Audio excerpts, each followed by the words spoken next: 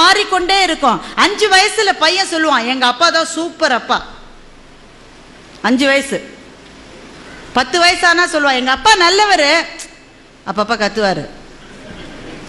15 வயசுல சொல்லுவான், அம்மாவை கூப்பிட்டு, உன் வீட்டுக்காரர்கிட்ட சொல்லிடுமா, அப்பப்ப என் ரூட்ல வராரு, மரியாதையா இருக்காரு. 20 வயசானா பையன் சொல்லுவான், எப்படிம்மா இந்த ஆளை போய் நீ கல்யாணம் பண்ணிட்ட?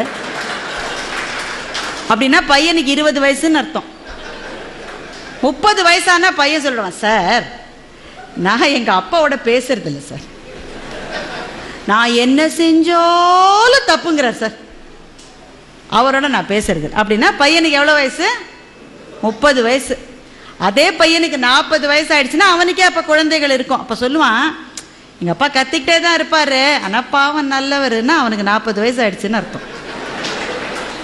அவனுக்கே 50 வயசு ஆயிடுச்சுன்னா சொல்லுவான், அந்த வறுமையிலே எங்க அப்பா எங்களை எப்படி வளர்த்தார் தெரியுமா, மை டாடி இஸ் கிரேட்.